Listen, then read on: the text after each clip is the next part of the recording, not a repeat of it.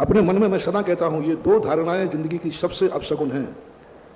किसी कार्य करते समय यदि ये भाव आ गया कि जो होना है सो निश्चित है, जिंदगी का, संसार का सबसे बड़ा अमंगल सूत्र है।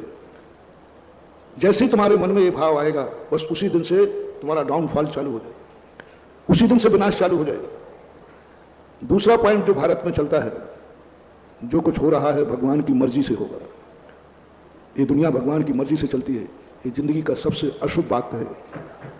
अपनी जिंदगी का यदि डाउनफॉल चाहिए, विनाश चाहिए है, तो किसी कार्य को शुरुआत करते समय ये भाव आ गया, होना तो वही है जो भगवान की मर्जी है। बंधुओं, जिंदगी बहुत खतरे में पड़ जाएगी, कुछ नहीं, सब खत्म तुम्हारा। तीसरा पॉइंट है, जैन दर्शन के अनुसार जो किस्मत में लिखा है वह होगा। जो किस्मत में लिखा है वह होगा, यह भाव यदि तुम्हें कार्य करते समय आ गया, समझ लेना तुम्हारी जिंदगी जीरो, कुछ भी नहीं, सब खत्म हो गया। जिंदगी में ये तीनों बात कभी नहीं आना देना। भगवान समय पर जो होना है वह होगा, भगवान की मर्जी है वह होगा, किस्मत में जो लिखा है वह होगा। ये कोई चीजें नहीं बनती।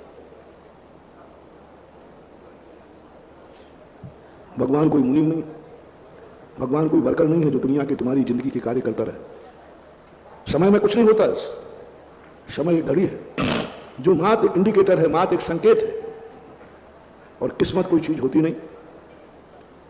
सारी दुनिया में से जितने भी हतोत्साहित लोग हैं, वे तीन जिंदगियों से, तीन कारणों से अपनी जिंदगी बर्बाद कर रहे हैं।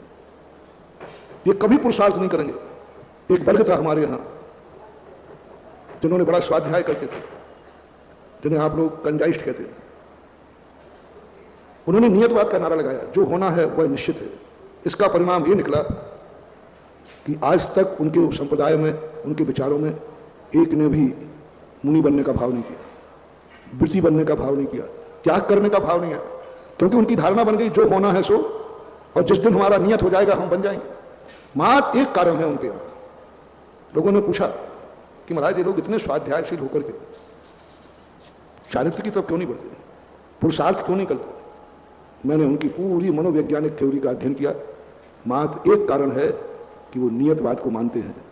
सब क्रमबद्ध पर्याय है, जो होना है सब निश्चित है। मात्र इतनी सी भूल के कारण से वो अपनी आत्मा की शक्तियां खो रहे हैं। आत्मा उस समय बहुत हिरास को प्राप्त हो जाती है। आत्मा की जो निज शक्ति है, वह जो जागृत करना चाहते हैं वो जागृत होगी, क्योंकि तुमने अपनी जिंदगी नियत के हवाले कर दी। अब हमें कुछ करना ही नहीं। आत्मा कहती क्या करना, होना वही है जो होगा। अपनी जिंदगी का उत्थान चाहते हो तो पूज्य अकलंक स्वामी ने राजवार्तिक के अंदर इस बात का संकेत दिया कि संसार में कुछ भी नियत नहीं है, सब अनियत है। मोक्ष जाने का काल नियत नहीं है, मंदिर जाने का काल नियत नहीं है, खाने पीने का काल नियत नहीं है, सोने उठने बैठने का काल नियत नहीं है, जन्मने का काल नियत नहीं। गजब तो जब है, आज तक किसी भी तीर्थंकर के सौधर्मेंद्र ये घोषणा नहीं कर पाया कि भगवान का किस दिन जन्म होगा। मैंने एक शोध किया, ये तो घोषणा कर दी कि ये फलाना जीव इतनी तारीख को मरेगा, तो इस दिन वो गर्भ में आएगा। लेकिन गर्भ में आने के बाद सौधर्मेंद्र ये नहीं कह सकता है इन भगवान का जन्म किस तारीख में होगा।